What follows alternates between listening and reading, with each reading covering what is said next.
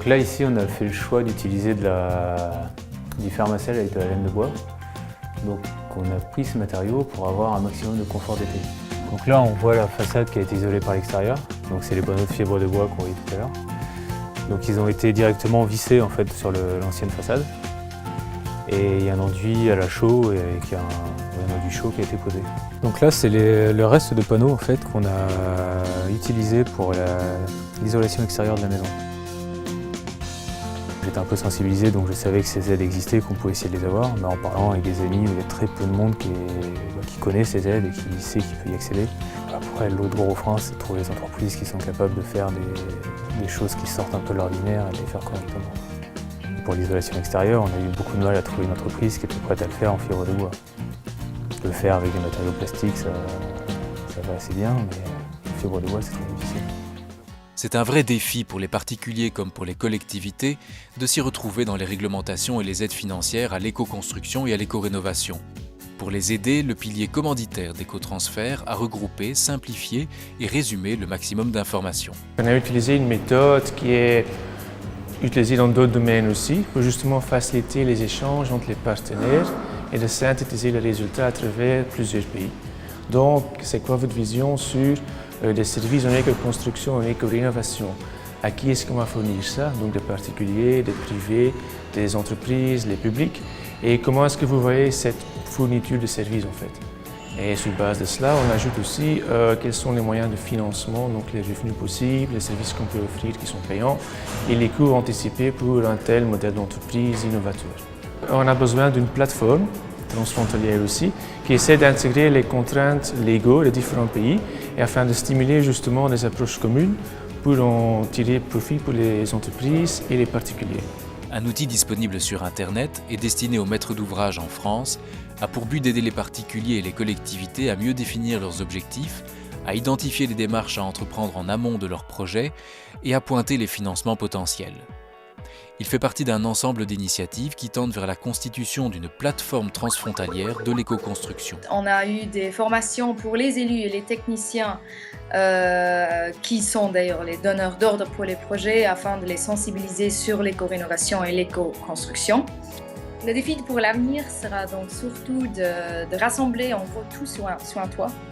Donc l'éco-construction, l'éco-rénovation, le financement, l'administratif, de façon à ce que l'accès sera plus facile pour les commanditaires surtout. En résumé, le pilier d'Écotransfert dédié aux commanditaires de travaux de construction ou de rénovation a développé, sur base d'une analyse de leurs besoins, plusieurs outils et services pour venir en soutien aux particuliers et aux collectivités. On y retrouve notamment une étude sur le comportement énergétique des maisons anciennes et un outil en ligne pour bien préparer les travaux d'éco-rénovation et d'éco-construction. Le pilier commanditaire a aussi organisé la sensibilisation et la formation des élus et des maîtres d'ouvrage.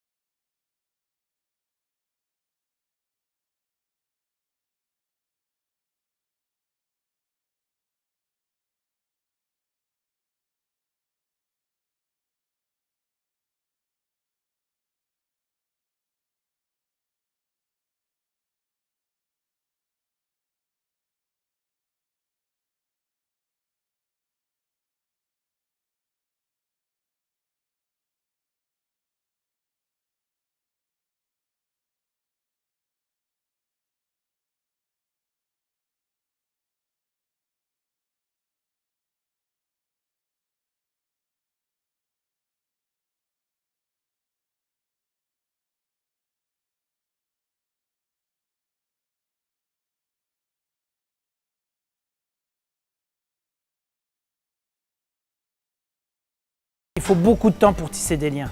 On voit que l'alchimie le prend, il faudra encore, à mon avis, 3-4 ans de travail pour vraiment bien structurer les choses. On voit qu'on est dans un schéma d'équilibre où on échange.